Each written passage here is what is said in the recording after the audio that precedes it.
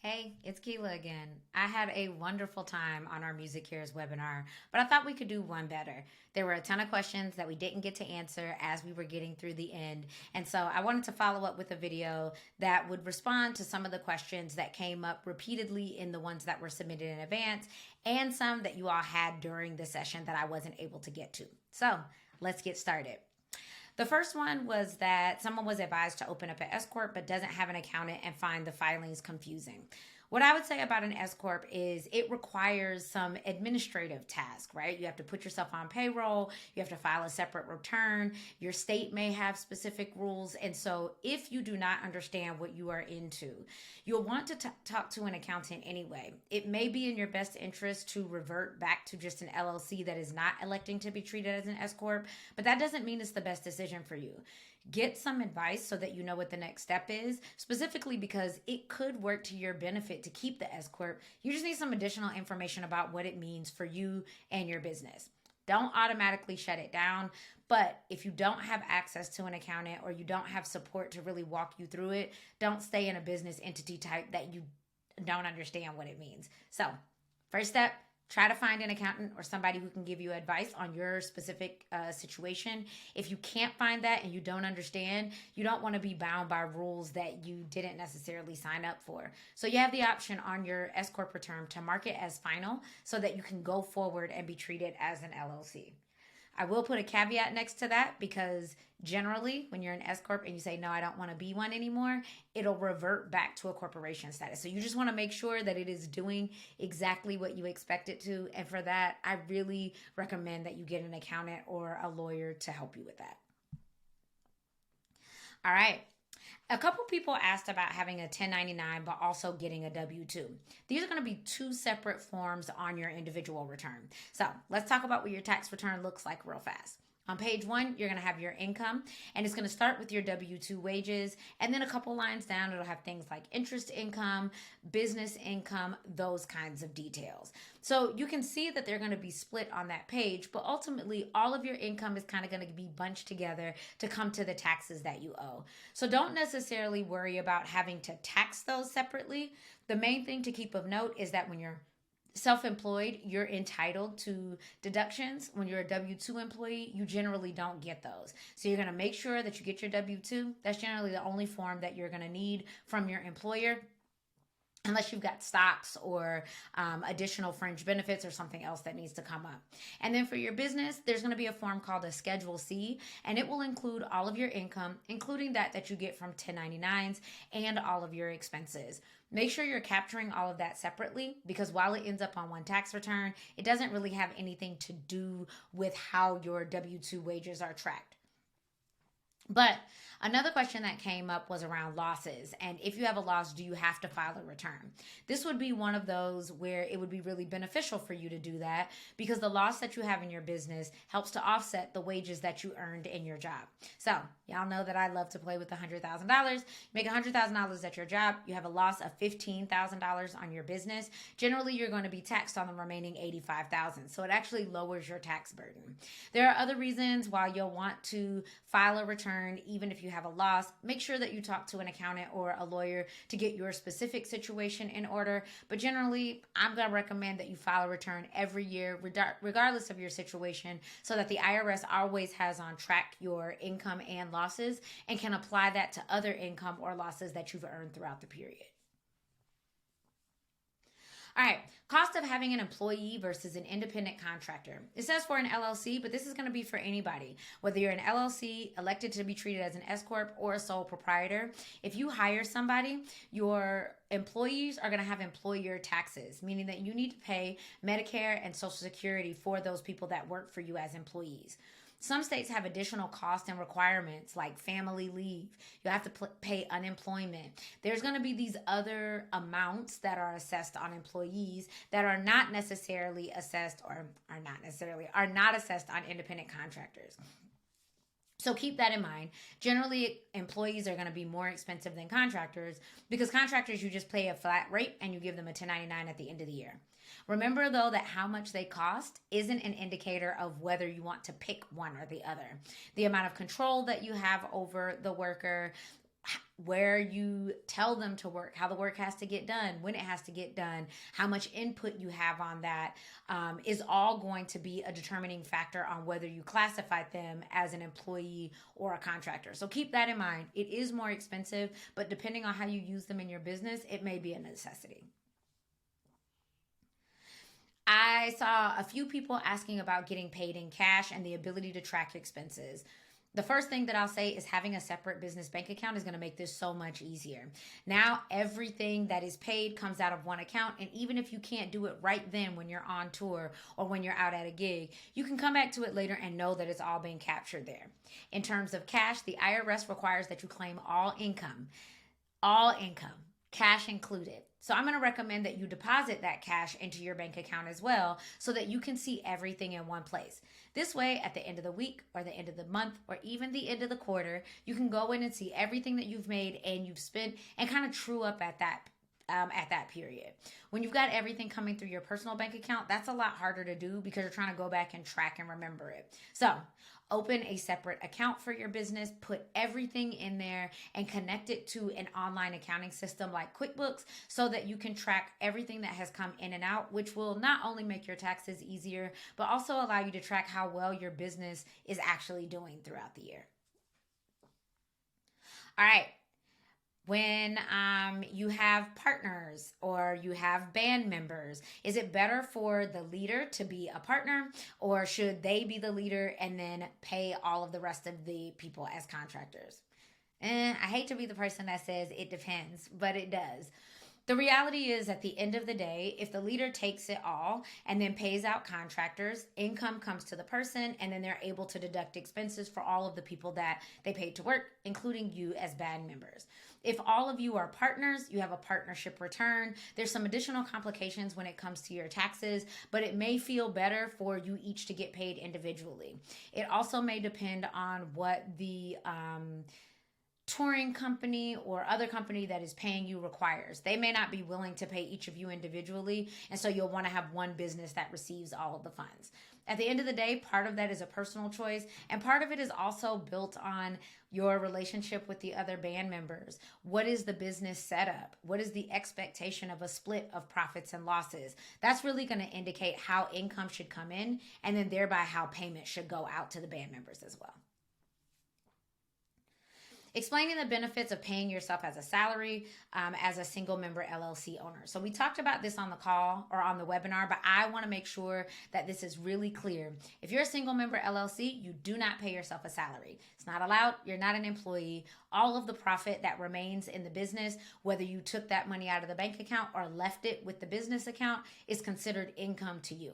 So as a single member LLC owner, you're treated the same way as a sole proprietorship, meaning there's no taxable benefit to paying yourself. It's essentially just a transfer between your account and the business account.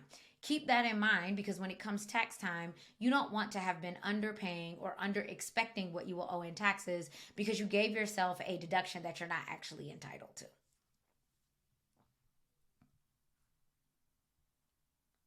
Is it smarter to have my checks made out to my LLC or me? This is a really good question. The first thing that I'm going to say is make sure that your W-9 reflects how you actually want to get paid.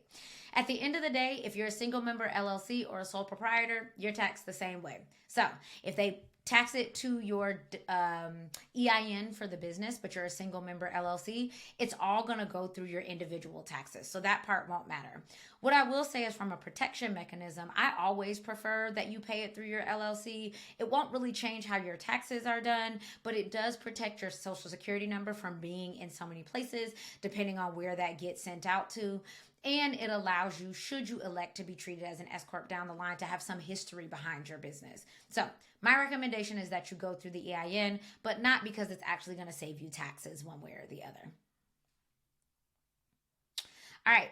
Next question was the most efficient way that I recommend keeping track of expenses throughout the year. I just explained this, but I want to reiterate that having a separate business bank account is really going to be the start of how you make sure that this is operating in the way that you want it to.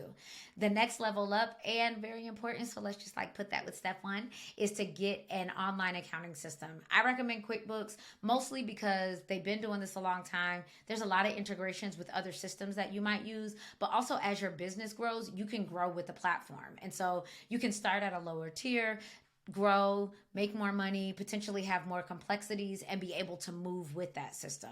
But overall, sign up for the system that you're actually going to use. If at this point you're just at a place where you can do a spreadsheet, do that. Just understand that the con to that is that it's manual. You got to be the one that remembers to put all your income and expenses in there, and it could mean that you miss out on powerful deductions just because we can't remember it all. All right.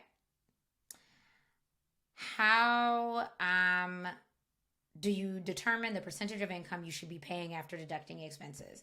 Now, this is a very flat expectation. Everybody's is going to be different because it's dependent on a lot of things that are going to happen in your tax life. But when I talk to entrepreneurs who are just trying to get kind of a basic understanding of what to put to the side, I generally say that you're going to save about 30% of your profit for taxes. Usually about 20 to 25% is going to go to the IRS, and depending on your state taxes, about 5 to 8% is going to go to your state. You want to put that to the side, and then every IRS quarter, meaning due on April, June, September, and January 15th, you're going to send that 30% to the IRS and the state. A couple of things to note here. One, it's not like a credit card. So if you don't pay on the 15th, on the 16th, they are not hitting you with a late penalty. Instead, you are charged penalties and interest when you file your taxes based on how late your payments were throughout the year. For this reason, I say that if you are coming up very close to an IRS deadline and you don't have it, don't be cash poor. If you know that you're getting a really big check on the 18th, pay them on the 18th. It is much better than stressing yourself out over something that has a very small interest penalty, if any, for being a day or so late. All right, what is next? There were a couple of questions about being behind on filing. First, take all the shame away. There's lots of reasons that people get behind on their tax filings, from their accountants not being available to life just getting in the way. And so start where you are, use what you have, do what you can. Once you realize that you're behind on tax filings, the first thing that you're going to want to do is find a preparer that can go back to the earliest return and file going forward. This is because there are potential roll forwards or consequences of things that have happened the year before that may affect the next year. So you want to go back to the first one due, do that one, then do the next one, then do the one after that. There may be options for penalty abatements if you have any that are going to be assessed to you.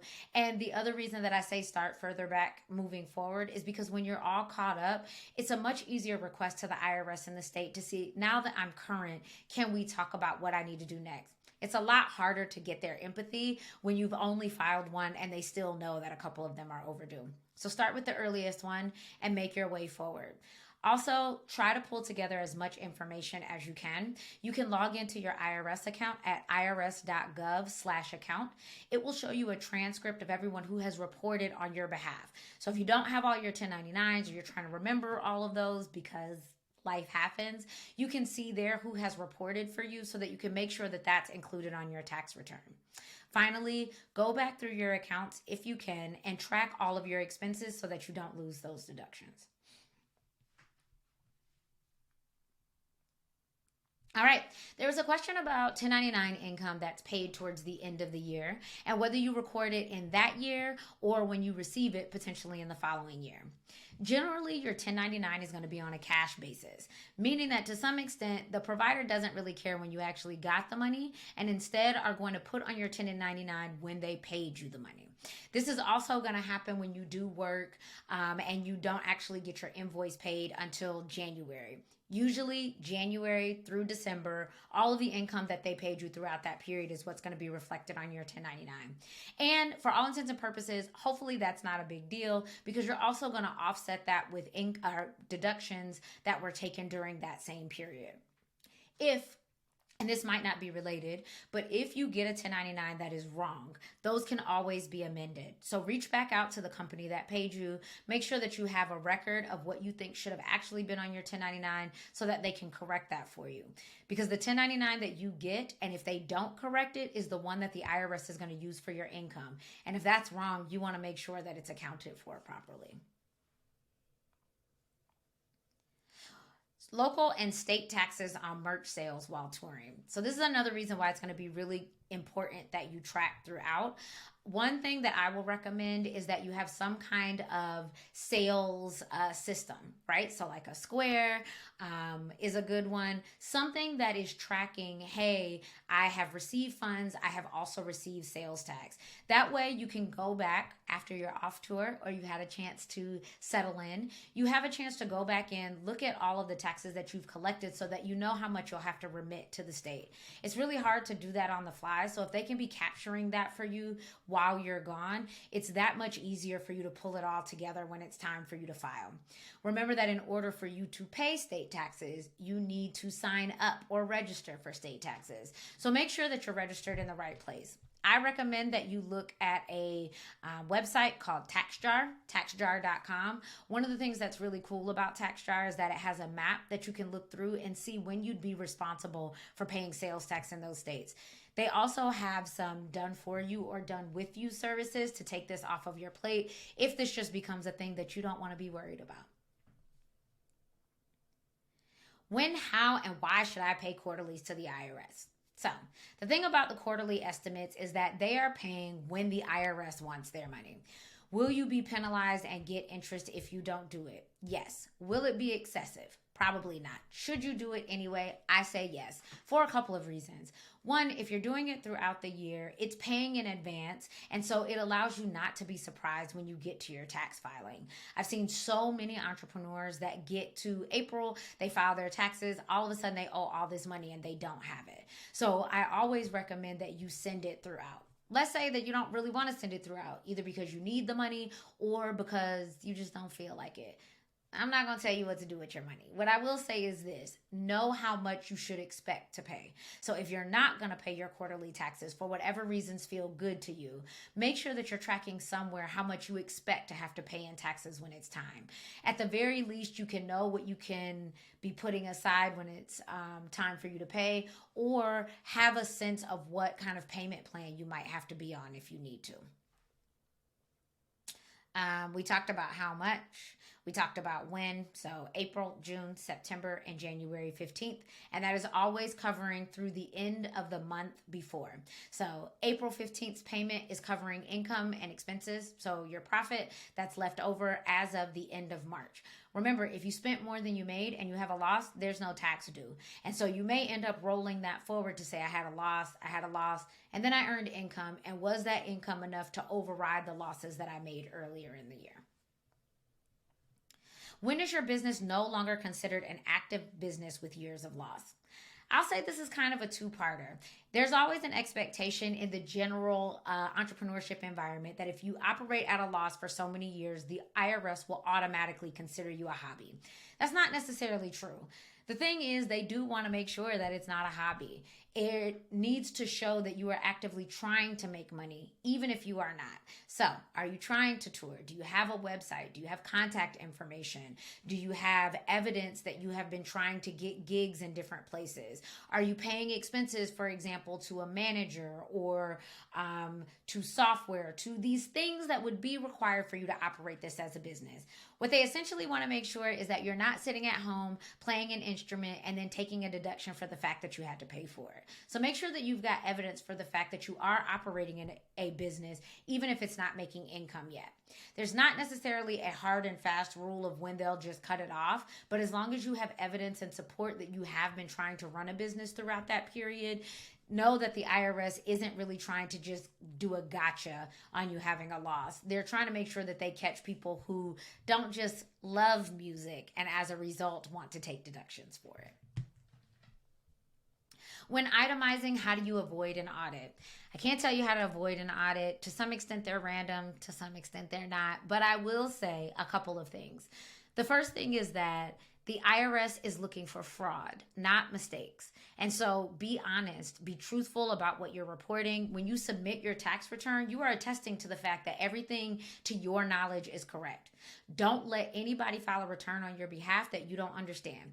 No one is expecting you to be a CPA at the end, but for example, your Schedule C is your revenue minus expenses. you have to give that to your tax preparer so you have a general sense of what your profit should be. Look at that number. Does it make sense? Does it look super low based on what you did last year? That's usually going to be a flag to the IRS. The other thing is to remember that expenses that are deductible are supposed to be ordinary and necessary. So you want to make sure that everything is categorized. You don't want one line of uncategorized or miscellaneous. It looks like a catch-all and like you don't know what you got, so why should you get a deduction for it?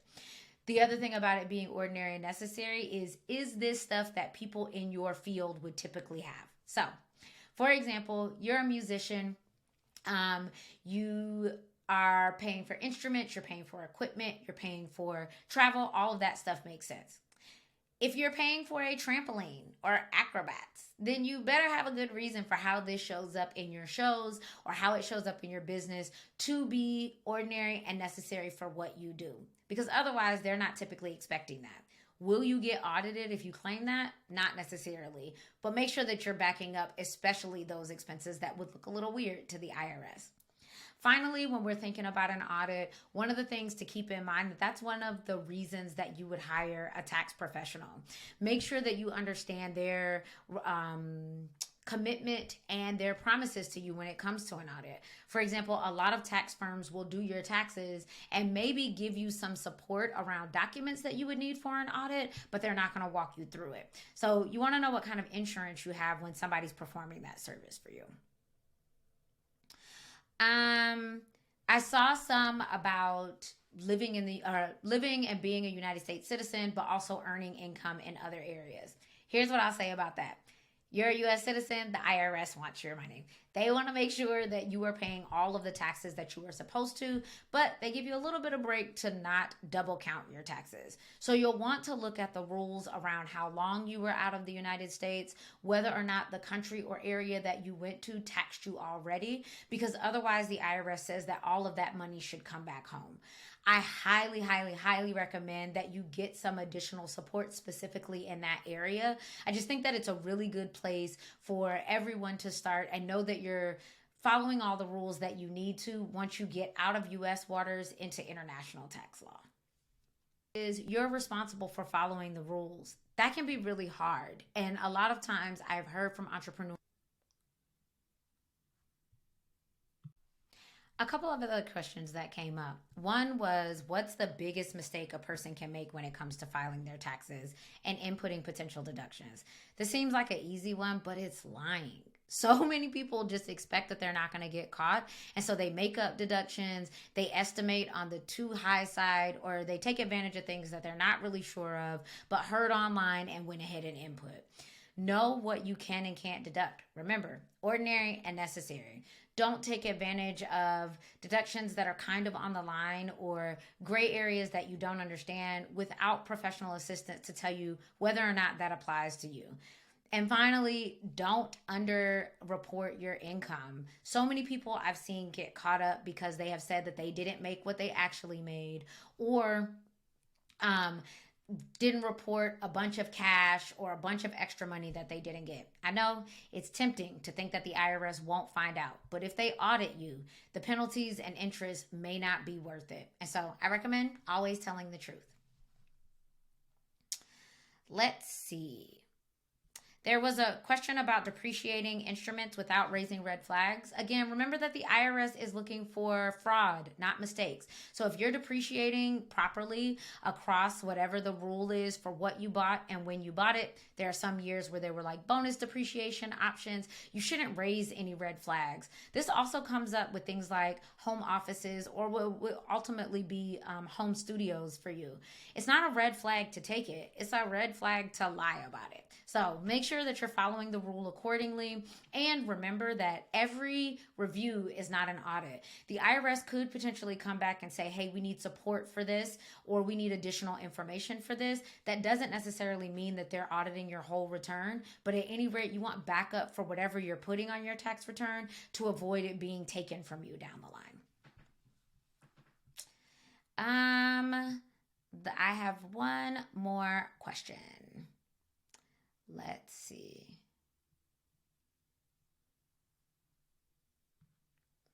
So, in terms of figuring out what you can deduct, a lot of people asked about deductions that you might not even know are available to you. A couple that I see upcoming pretty often that I think people miss are one, your cell phone. We talked about this in the webinar, but a lot of people, because they pay for their cell phone personally, don't think about all of the time that they're actually spending it on the business. And so make sure that you're looking at what you spent on your phone and the phone bill throughout the year. Estimate how much you're using it for business versus personal, and then make sure that you deduct the portion that is business related. The second thing is periodicals. So magazines, online subscriptions, trade publications, those books, virtual resources, all those things that you pay for to keep in the know or to keep up with your industry, those are going to be deductible as well. When you have courses that are not just music related. So let's say that you go to a webinar about running a business or about running a music studio, and it's not really like in the business stuff, but it is helping you to do better with your business. Make sure that you're doing those deductions as well, because they are still really going to be obviously related to what you do, and you don't want to miss out on that. The other deduction that I think a lot of people miss is the depreciation that we talked about. When you've got instruments that you've spent a good amount on, you want to make sure that you're taking advantage of what's essentially the wear and tear over the years that you're able to deduct. And there's rules about how much you can deduct each year and how much you need to spend in order to capitalize on those deductions. And then the last one that I'll answer is common mistakes when becoming an LLC or an S Corp. The first one is not splitting your business versus personal. What you're trying to do, first of all, is create a shield between your business and your personal assets. And if you're commingling those, you might be asking for a disaster down the line. The second thing is not getting professional support. I know they make it really easy to look like you can just do it all online, and you might be able to. But just like we talked about something before, there's no insurance. And if you do it wrong, the expectation when you submitted it is that you knew all of the implications of doing so. So I'll go back to the question that I answered earlier about an S Corp that you don't really understand. So you set it up, you file all the paperwork. Technically, you have elected to be taxed as an S Corp, but you didn't put yourself on payroll. You didn't set yourself up as a corporation in some states. You may not know all of the other pieces that are aligned with it. And so I have found that to be a big issue too, of this DIY operation and not really realizing that its tentacles stretched into some other places that you weren't aware of. The final thing that I see about LLCs and corporations is not accounting for paying yourself properly, which we talked about. So making sure that if you have elect to be taxed as an S Corp, you are paying yourself a salary, not just any salary, but a reasonable salary. And if you're an LLC or a sole proprietor, that you are not taking amounts that you pay yourself as a deduction. I hope this was helpful. I'm glad to be able to provide additional support based on our webinar. I have loved doing this over the past years with Music Cares, and I wish you all the best this year in your businesses.